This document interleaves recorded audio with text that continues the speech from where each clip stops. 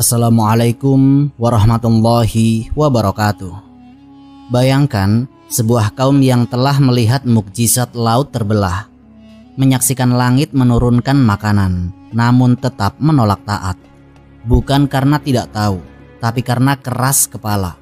Inilah kisah hukuman 40 tahun yang Allah tetapkan atas Bani Israel. Sebuah kisah pengkhianatan, kesabaran, dan generasi baru yang bangkit dari reruntuhan dosa. Mari kita awali dengan doa. Ya Allah, bukakanlah hati kami untuk mengambil pelajaran dari umat-umat terdahulu. Jadikanlah kami hamba yang taat, bukan yang membangkang. Tunjukkan kami jalan-Mu yang lurus, dan lindungilah kami dari kesombongan dan kemalasan yang pernah menimpa Bani Israel. Amin, amin ya rabbal alamin. Simak video ini sampai akhir, karena di dalamnya ada pelajaran yang sangat relevan untuk kita hari ini. Tentang taatnya seorang pemimpin, keras kepalanya suatu kaum, dan bagaimana Allah mengganti mereka dengan generasi yang lebih siap menegakkan kebenaran. Ini bukan sekedar sejarah, ini adalah cermin untuk kita semua. Bismillah, mari kita mulai ceritanya.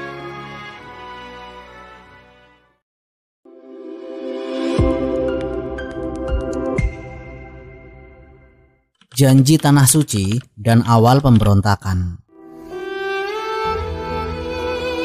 Perjalanan panjang Bani Israel bersama Nabi Musa alaihi salam bukanlah kisah penuh syukur dan ketaatan. Justru sebaliknya, ia adalah catatan panjang tentang keras kepala, pemberontakan, dan lemahnya iman dari sebuah umat yang menyaksikan mukjizat luar biasa, namun tetap gagal untuk tunduk secara total kepada perintah Rabb mereka. Setelah Allah menyelamatkan mereka dari kejaran Fir'aun dengan mukjizat laut terbelah yang mereka sendiri lewati dengan kaki kering, Allah memberikan mereka janji besar. Mereka akan mewarisi Tanah Suci, yaitu negeri yang diberkahi. Sebagian besar ulama tafsir menyebut bahwa tanah itu adalah Palestina atau sekitarnya, wilayah yang sejak lama dihuni oleh kaum Amalek, kaum yang kuat secara militer dan sangat bengis terhadap para nabi dan umat beriman. Dalam Quran Surat Al-Ma'idah ayat 20-21, Allah mengabadikan momen penting saat Nabi Musa menyampaikan misi besar kepada kaumnya.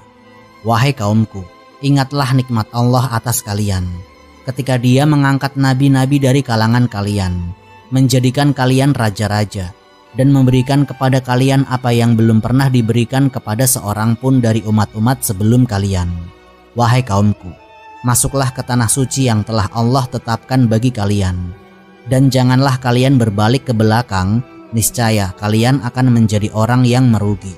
Quran Surat Al-Ma'idah ayat 20-21. Ini bukan sekedar perintah biasa. Ini adalah momen kunci dalam sejarah kenabian. Setelah diselamatkan dari penindasan Fir'aun selama berabad-abad, mereka diberi kehormatan untuk menjadi pelanjut misi tauhid, menggantikan kaum sebelumnya yang telah rusak dan kufur. Namun, respon mereka bukanlah sami'na wa ata'na, kami dengar dan kami taat. Justru yang keluar adalah rasa takut, keraguan, dan penolakan. Mereka pun berkata, "Wahai Musa, sesungguhnya di negeri itu ada orang-orang yang sangat kuat. Kami tidak akan masuk ke sana selama mereka masih di dalamnya. Jika mereka keluar darinya, barulah kami akan masuk." Quran Surat Al-Ma'idah ayat 22. Ucapan ini bukan hanya mengandung rasa takut, ia juga mengandung pengingkaran terhadap janji Allah. Mereka baru saja menyaksikan Fir'aun ditenggelamkan di depan mata mereka sendiri. Mereka tahu betul kekuatan Allah yang telah mengalahkan raja paling zalim di muka bumi. Tapi ketika diminta menghadapi musuh manusia biasa, mereka takut dan menolak. Bani Israel bukan kekurangan bukti, mereka kekurangan iman. Para ulama menyebut ini sebagai pengkhianatan pertama mereka terhadap perintah langsung Allah setelah mereka bebas dari Mesir. Dan bukan hanya menolak secara halus, Mereka bahkan mengeluarkan kalimat yang sangat kasar dan menghina nabi mereka. Pergilah engkau wahai Musa bersama Tuhanmu, dan berperanglah kalian berdua. Sesungguhnya kami akan duduk menunggu di sini saja. Quran Surat Al-Maidah ayat 24. Kalimat ini menunjukkan kesombongan, pengecut, dan pembangkangan yang nyata. Mereka bahkan memisahkan Nabi Musa dari diri mereka. Tuhanmu, seolah-olah Allah hanyalah Tuhannya Nabi Musa, bukan Tuhan mereka sendiri. Padahal dua orang dari mereka disebutkan dalam sebagian riwayat sebagai Yusya bin Nun dan Kalib bin Yufanna, telah mengingatkan dan menyemangati kaumnya agar tidak takut. Mereka berdua berkata, "Masuklah ke pintu gerbang kota itu, maka ketika kalian memasukinya, niscaya kalian akan menang, dan bertakwalah kepada Allah jika kalian benar-benar beriman." Quran Surat Al-Maidah ayat 23. Tapi suara kedua orang soleh ini tenggelam dalam lautan keraguan dan kebebalan. Bani Israel tetap tidak mau bergerak. Dalam tafsir Ibnu Katsir disebutkan bahwa Bani Israel waktu itu sudah benar-benar dikuasai oleh mental budak. Mereka hidup ratusan tahun di bawah penindasan Fir'aun. Ketika diberi kemerdekaan dan tanggung jawab, mereka tidak siap. Mereka ingin mukjizat terus, tapi enggan bergerak. Mereka ingin kemenangan, tapi tidak mau berperang. Mereka ingin tanah suci, tapi tidak mau berkorban. Inilah awal pemberontakan besar itu. Inilah sebab datangnya hukuman maha berat, yaitu tersesat 40 tahun di padang pasir. Mereka bukan umat biasa. Mereka adalah kaum yang melihat laut terbelah, tongkat menjadi ular, batu memancarkan air, awan menaungi mereka di tengah panas. Tapi semua itu tidak membuat mereka tunduk. Bahkan tidak membuat mereka percaya bahwa perintah Allah pasti membawa kemenangan. Dan dalam sejarah umat-umat terdahulu, bentuk kezaliman paling keras bukan hanya kekufuran, tapi ketika umat yang mengaku beriman menolak perintah Allah dengan alasan-alasan duniawi. Disinilah letak penyakit yang paling sulit disembuhkan, yaitu iman yang tidak berani berjuang. Hukuman dimulai 40 tahun yang terlupakan. Setelah hari yang seharusnya menjadi titik kemenangan, justru menjadi awal malapetaka. Ketika umat yang diberi mukjizat roti dari langit dan laut yang terbelah menolak perintah Tuhan untuk memasuki tanah yang dijanjikan, maka keputusan ilahi pun turun. Bukan penundaan, bukan sanksi ringan, tapi hukuman berat yang mencabut seluruh generasi dari peta sejarah. Bani Israel dijatuhi pengasingan, bukan di penjara, tapi di gurun. Bukan sehari 2 hari, tapi 40 tahun. Sebuah generasi ditakdirkan musnah, bukan karena pedang musuh, tapi karena kelambanan langkah dan kelemahan iman. Ketika kabar itu tersiar, wajah-wajah pucat muncul dari tenda-tenda mereka. Tidak sedikit pun yang menangis, bukan karena takut kepada Allah, tapi karena kehilangan kesempatan emas. Kesempatan memasuki negeri yang telah dijanjikan kepada nenek moyang mereka. Negeri yang mengalir susu dan madu, yang kini hanya bisa dilihat dari kejauhan. Mereka pun mencoba mengubah takdir.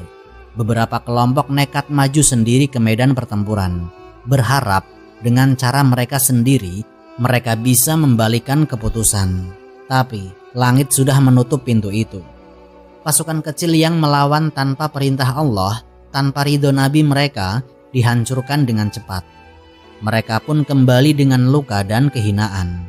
Yang semula sombong dan keras kepala, kini meringkuk dengan kesadaran pahit, yaitu keputusan Tuhan tidak bisa dinegosiasikan.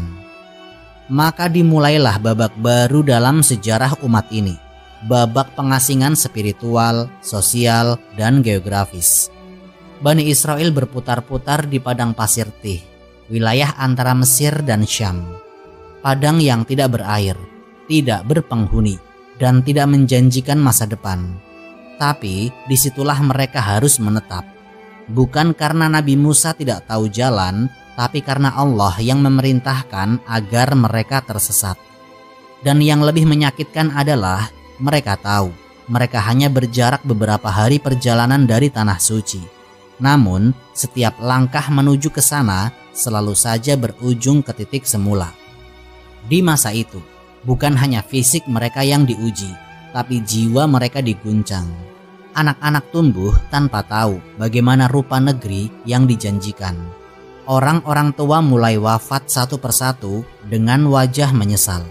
Mereka tahu mereka tidak akan pernah melihat tanah yang Allah janjikan karena kesalahan mereka sendiri.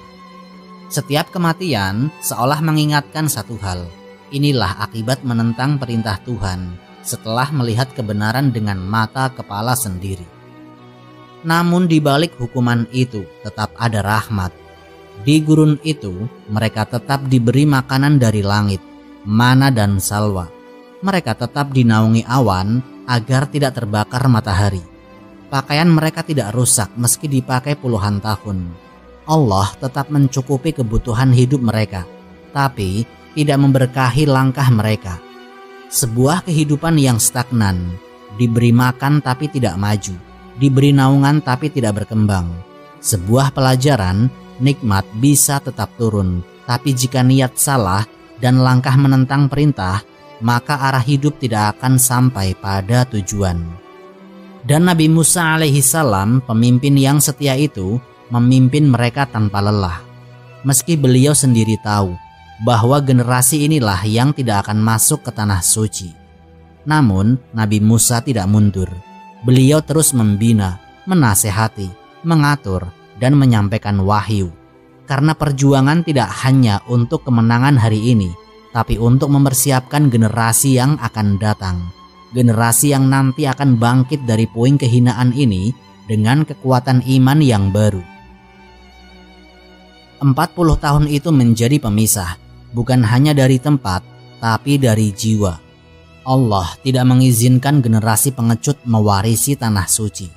Maka seluruh generasi itu pun hilang satu persatu, hingga tidak tersisa selain anak-anak mereka yang kini tumbuh dalam semangat baru. Dibesarkan bukan dengan kisah perbudakan di Mesir, tapi dengan pengalaman kerasnya padang pasir dan disiplin kenabian. Mereka tidak mewarisi trauma Mesir, tapi dibentuk langsung oleh tangan wahyu. Itulah keadilan Allah. Sebuah generasi harus dilenyapkan agar generasi baru yang lebih tangguh bisa lahir. Tanah suci bukan untuk yang hanya bisa bicara, tapi untuk yang berani melangkah. Generasi yang ditempa di padang tih, munculnya pemimpin baru. 40 tahun bukanlah waktu yang sebentar. Di balik tanah gersang padang tih, di mana matahari membakar siang dan angin menggigit malam, Allah membentuk ulang sebuah umat. Umat yang sebelumnya lemah, takut berperang, dan mudah membangkang, kini diganti dengan generasi yang tumbuh dalam kerasnya ujian dan dekatnya ketergantungan kepada wahyu. Generasi tua yang menyaksikan laut terbelah tapi tetap ragu, dipanggil satu persatu menghadap Rabb mereka. Mereka tidak akan masuk ke tanah suci. Itu adalah janji yang tidak dapat dicabut. Bukan karena Allah ingkar, tapi karena mereka sendiri yang berpaling dari perintahnya. Sementara itu, generasi baru mulai tumbuh. Mereka tidak mengenal Mesir, tidak punya mental budak, dan tidak membawa beban sejarah ketundukan kepada Fir'aun. Mereka tumbuh dalam pendidikan Nabi Musa alaihissalam, mendengar langsung wahyu Allah, menyaksikan mukjizat harian berupa turunnya mana dan salwa, serta hidup dalam tenda-tenda yang berpindah. Bagi mereka, kebebasan adalah fitrah, bukan mimpi yang ditakuti. Nabi Musa alaihissalam yang tetap sabar membimbing mereka, tahu bahwa tugasnya mendekati akhir. Usianya semakin lanjut. Saudaranya Harun sudah wafat terlebih dahulu. Maka muncul satu sosok muda yang tidak asing bagi umat, yaitu Yusya bin Nun. Dialah yang dahulu menemani Nabi Musa alaihissalam mendaki gunung, membawa bekal ikan yang menjadi tanda, dan menyaksikan langsung pertemuan agung Nabi Musa dengan hamba Allah yang berilmu laduni, yaitu Nabi Khidir. Yusya bukan hanya seorang pemuda pemberani. Beliau tumbuh dalam keimanan, dalam lingkungan kenabian, dan ditempa oleh kerasnya kehidupan di padang tandus. Beliau tidak membawa trauma perbudakan seperti generasi tua. Beliau tidak terikat oleh kenangan kelam di Mesir. Dan yang lebih penting, beliau memiliki visi untuk memasuki tanah suci sebagai orang merdeka, bukan sebagai pengemis yang menunggu janji tanpa usaha. Ketika waktu telah genap dan saat Allah perintahkan Nabi Musa untuk mengambil langkah terakhirnya, Nabi Musa pun diperlihatkan tanah yang dijanjikan dari kejauhan. Dalam riwayat sahih disebutkan, beliau berdiri di atas sebuah bukit. Ada yang mengatakan itu di dekat Gunung Nebo, yang kini masuk wilayah Yordania, dan memandang ke arah tanah suci dari kejauhan. Matanya menatap, tapi kakinya tidak akan pernah menginjakan diri di sana. Sebuah ketetapan yang tidak bisa ditawar. Namun yang menarik, Nabi Musa tidak meminta dunia, beliau hanya meminta agar dimakamkan sedekat mungkin dengan tanah itu, meskipun hanya sejauh lemparan batu. Ya Allah, dekatkanlah aku ke tanah suci, meski hanya sejauh lemparan batu. Doa Nabi Musa dalam riwayat Sahih Al-Bukhari. Maka Allah pun memperkenankan dan Nabi Musa wafat di padang pasir, tidak jauh dari tanah yang menjadi janji berabad-abad sebelumnya. Sepeninggal Nabi Musa, tongkat estafet kepemimpinan jatuh ke tangan Yusya bin Nun. Beliau bukan nabi besar seperti Nabi Musa, tetapi Allah angkat derajatnya sebagai pemimpin yang taat dan pemberani. Di bawah kepemimpinannya, kaum Bani Israel bersiap untuk membuka gerbang tanah yang dijanjikan. Tapi mereka tahu tanah itu tidak akan diserahkan secara cuma-cuma. Mereka harus berjuang untuk pertama kalinya. Generasi ini siap berperang. Kini medan perang bukan hanya fisik tapi juga mental. Setelah puluhan tahun ditahan di gurun, tidak ada lagi alasan untuk mundur. Tidak ada Fir'aun yang mengejar. Tidak ada lautan yang menghalangi. Tidak ada patung anak sapi yang menyesatkan mereka. Kali ini, keputusan mereka akan membentuk sejarah. Apakah mereka benar-benar pewaris janji atau hanya pengulang dosa-dosa leluhur mereka? Yusya bin Nun tahu tugasnya sangatlah berat. Tapi beliau bukan Nabi Musa dan beliau juga bukan bagian dari generasi yang mengkhianat. Beliau adalah simbol harapan baru. Di tangannya, sejarah akan bergerak. Di tangannya janji akan ditepati. Dan dari kejauhan barangkali roh Nabi Musa tersenyum. Bukan karena beliau gagal masuk tanah suci, tapi karena beliau tahu bahwa tugasnya tidak sia-sia. Beliau telah mendidik umatnya. Beliau telah menyampaikan amanah. Dan Allah tidak akan membiarkan perjuangan itu berlalu tanpa balasan. Hari ketika matahari ditahan untuk kemenangan umat. Generasi baru yang telah lahir dan bersama mereka bangkit pula pemimpin baru, yaitu Yusya bin Nun, murid langsung dari Nabi Musa alaihi salam. Seorang pemuda yang menyaksikan sendiri bagaimana laut terbelah, bagaimana langit menurunkan makanan, dan bagaimana satu kaum dimurnikan selama 4 dekade agar siap memikul takdir besar. Kini tongkat estafet kenabian tidak lagi berada di tangan Nabi Musa, dan Yusya lah yang ditakdirkan untuk menuntaskan perjalanan suci menuju tanah terjanji. Misi itu bukan misi biasa. Ia bukan sekedar penaklukan wilayah, tapi penegakan kembali kalimat Allah di bumi yang sudah lama dikuasai oleh kaum kufur dan penindas. Baitul Maqdis yang mulia itu masih berada di tangan musuh. Dan hari itu, hari penentuan akhirnya tiba. Langit mulai menguning, pasukan sudah siap. Tapi hari itu bukan hari yang bersahabat bagi seorang jenderal. Matahari perlahan menurun ke barat, dan waktu hampir habis. Jika malam jatuh, maka hukum syariat melarang berperang. Maka Yusya pun menengadah ke langit. Dengan tekad penuh dan hati bersih mengucapkan permintaan yang tidak pernah diminta oleh manusia manapun sebelumnya. Wahai matahari, kamu diperintahkan dan aku juga diperintahkan. maka janganlah engkau tenggelam sebelum kemenangan ini kami raih. Itulah doa yang mengguncang langit, dan atas izin Allah, sang pengatur langit dan bumi, matahari ditahan dari terbenamnya. Hari itu diperpanjang, waktu diperluas, dan dalam cahaya sore yang tidak kunjung padam, kemenangan pun diraih. Hadis sahih dari Rasulullah Shallallahu Alaihi Wasallam meriwayatkan, sesungguhnya matahari tidak pernah ditahan untuk seorang manusia pun selain untuk Yusya pada malam ia berjalan menuju Baitul Maqdis. Hadis riwayat Ahmad. Ini bukan kisah fiktif, ini adalah sejarah kenabian. Peristiwa ini bukan hanya menandai kemenangan fisik, tapi kemenangan iman. Setelah 40 tahun pengasingan dan penyaringan, akhirnya generasi inilah yang Allah izinkan untuk memasuki tanah suci, bukan generasi yang menolak perintah Allah dan nabinya. Perhatikan dengan jernih, kemenangan umat tidak pernah ditentukan oleh jumlah, kekuatan senjata, atau kecanggihan strategi, tapi oleh ketaatan, kesabaran, dan kepemimpinan yang bersih dari ketamakan dunia.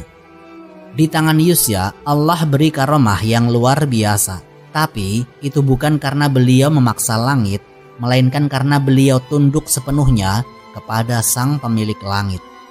Dan hari itu, langit benar-benar tunduk.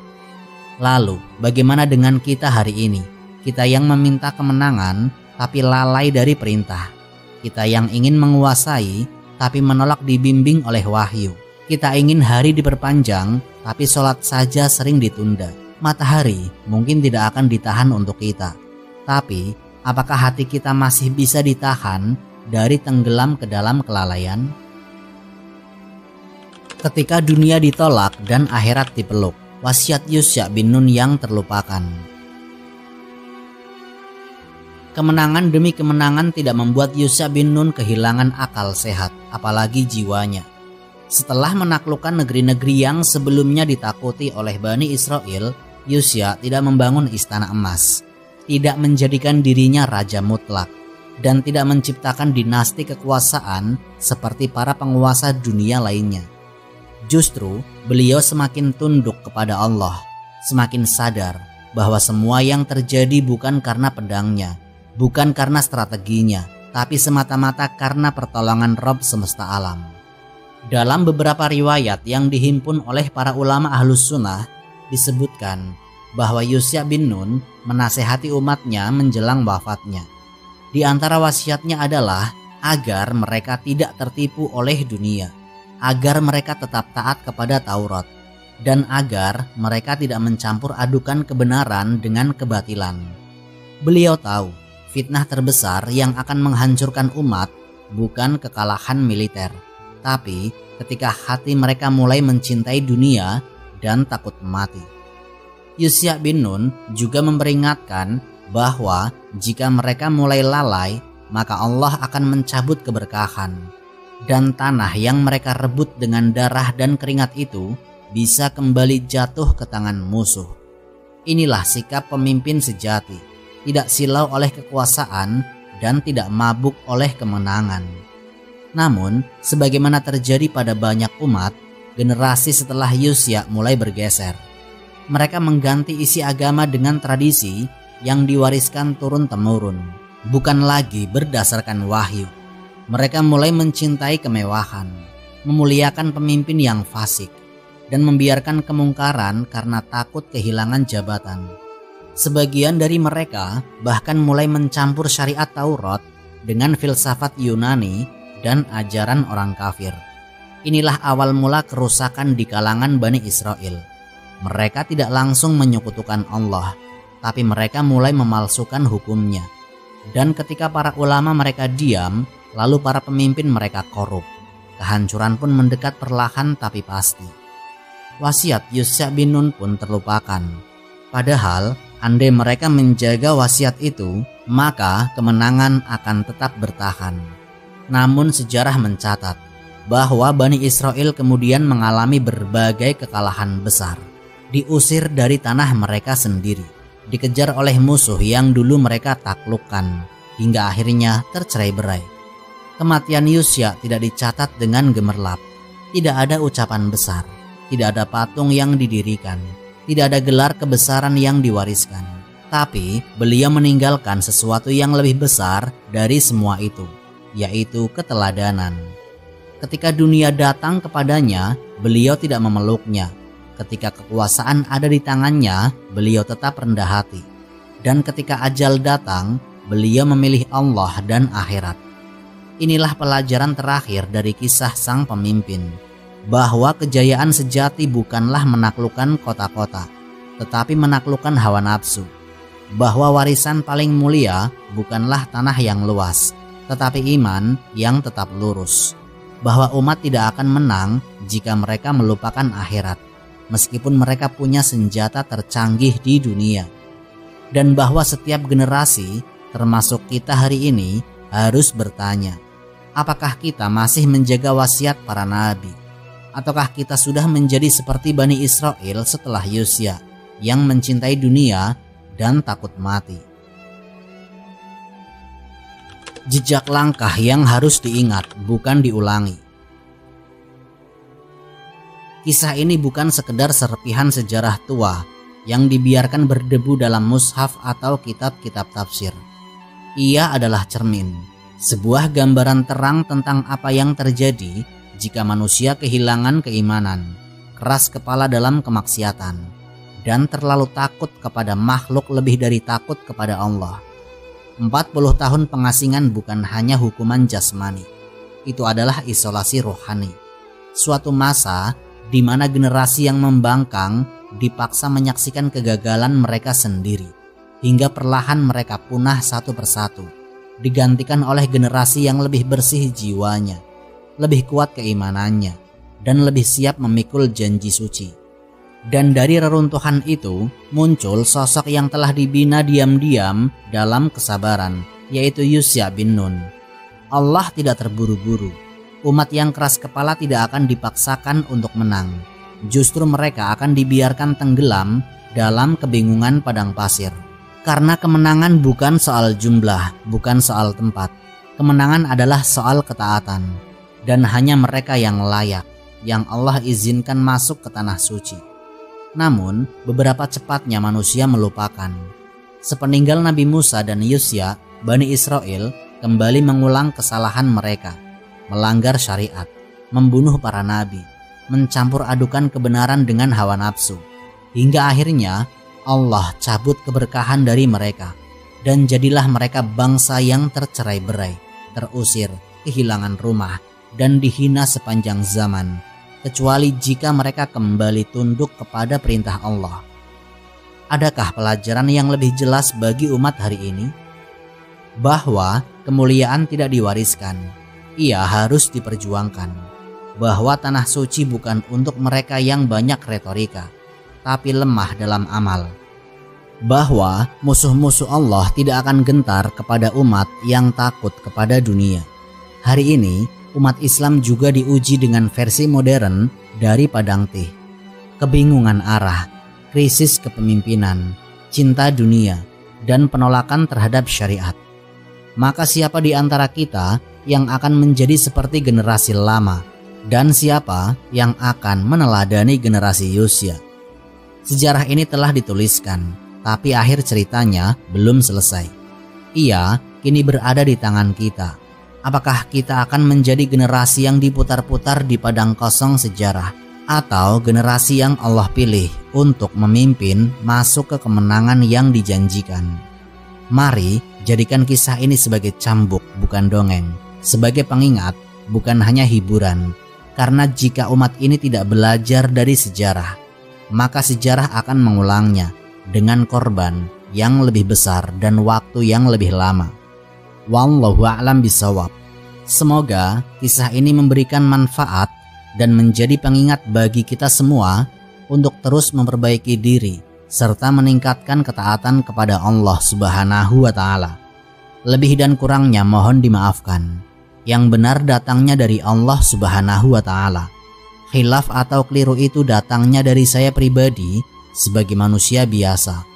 Sampai jumpa di kisah-kisah inspiratif berikutnya. Akhirul kalam, wassalamualaikum warahmatullahi wabarakatuh.